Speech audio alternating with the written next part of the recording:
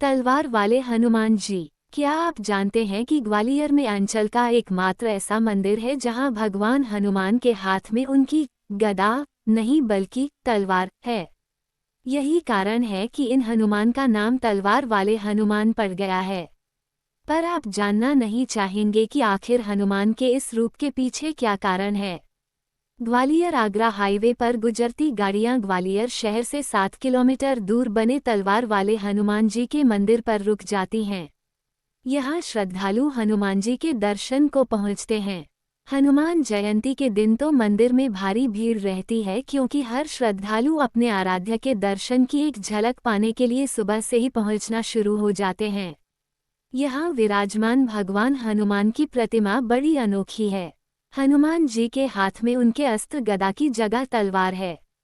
हनुमान जी के इस अनोखे स्वरूप की व्याख्या रामायण में भी की गई है। तलवार वाले हनुमान जी का यह मंदिर करीब 500 वर्ष पुराना है। पहले यहाँ भगवान हनुमान एक गुमटी में बैठे हुए थे, लेकिन समय के साथ साथ श्रद्धालुओं के समर्पण भाव से इसका विस्तार हुआ। यहाँ अब भव्य मंदिर है। वैसे तो हर शनिवार और मंगलवार के दिन यहाँ 8 से 10,000 श्रद्धालु दर्शन के लिए जाते हैं, लेकिन हनुमान जयंती के मौके पर यह संख्या बढ़कर 25 से 30,000 तक हो जाती है। तलवार वाले हनुमान जी के मंदिर में सेवा कर रहे मंदिर के महंत लखन दास महाराज इस अनोखे स्वरूप के बारे में बताते हैं। हनुमान जी का ये रूप उनके पाताल लोक के दौरान घटित हुई लीला का समरूप है।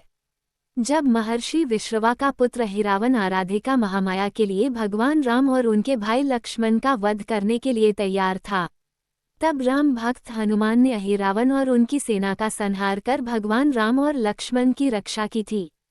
हनुमान जी ने पाताल लोक में तलवार से अहिरावन का वध किया था। मंदिर में हनुमान जी इसी सदृश्य रूप में विराजमान होकर भक्तों को दर्शन देते हैं। मंदिर महंत लखन दास महाराज कहते, हनुमान जी की यह 500 वर्ष पुरानी एवं स्वयंभू प्रतिमा है। यानी यह स्थापित नहीं बल्कि भूमि से प्रकट हुई प्रतिमा है। हनुमान जी की इस मूर्ति की एक और खास बात है कि उनके चेहरे पर सिर्फ एक पट दिखाई देता है, अर्थात सिर्फ उनकी एक आंख दिखाई पड़ती है। इसी अनोखे स्वरूप के लिए भक्त उनकी एक झलक पाने के लिए दौड़े चले आते हैं। हनुमान जयंती का दिन भी मंदिर ट्रस्ट और भक्त मिलकर धूमधाम से मनाते हैं। हनुमान जयंती के मौके पर हनुमान पाठ होता है। 56 प्रकार की मिठाइयाँ प्रसाद में चढ़ाई जाती हैं। गाय के शुद्ध दूध से विशेष रूप से तैयार कराया गया केक बनवाया जाता है और शाम में जिस तरह बच्चों का जन्मदिन मनाया जाता है, ठीक उसी तरह हनुमान जी का भी केक कटवाया जाता है। मंदिर ट्रस्ट के सदस्य और पुजारी बताते हैं, हनुमान जयंती पर विशेषकर भंडारे का आयोजन होता है, जिसमें इस वर्ष विशाल भंडारा आयोजित किया जा रहा है, जिसमें करीब 15,000 श्रद्धालु प्रसादी पाएंगे। उन्होंने बताया कि जब अहिरावण प्रभु श्री राम और लक्ष्मण जी को साथ ले गया था और हनुमान जी ने उसका वध कर दिया था और भगवान राम और लक्ष्मण को लेकर लौटे थे, तब वह माता की चंडी में पहुंचे तो उनके पास 2 शक्तियां थीं, एक स्वयं हनुमान जी की और दूसरी चंडी की शक्ति।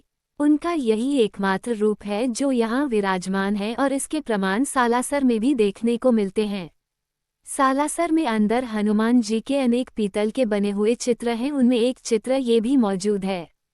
भक्तों की इच्छा पूरी करते हैं तलवार वाले हनुमान जी।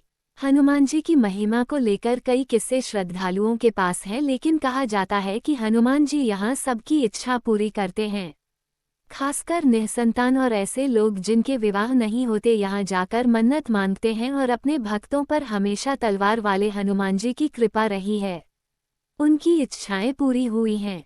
यहाँ निसंतानों को संतान और कुंवारों को विवाह सुख की प्राप्ति भगवान की कृपा से होती है। इसी प्रकार पुराने जमाने में राजा महाराजा भी जब युद्ध करने जाते थे तो हनुमान जी से जीत की मन्नत मांगते थे और युद्ध जीतकर लौट कर आते तो यहाँ तलवार चढ़ाते थे। जय हनुमान जी, जय श्री राम। उम्मीद है कि आपको ये जानकारी पसंद आई होगी। अगर आपको वीडियो अच्छी लगी हो तो वीडियो को लाइक करें और चैनल को सब्सक्राइब करना ना भूलें।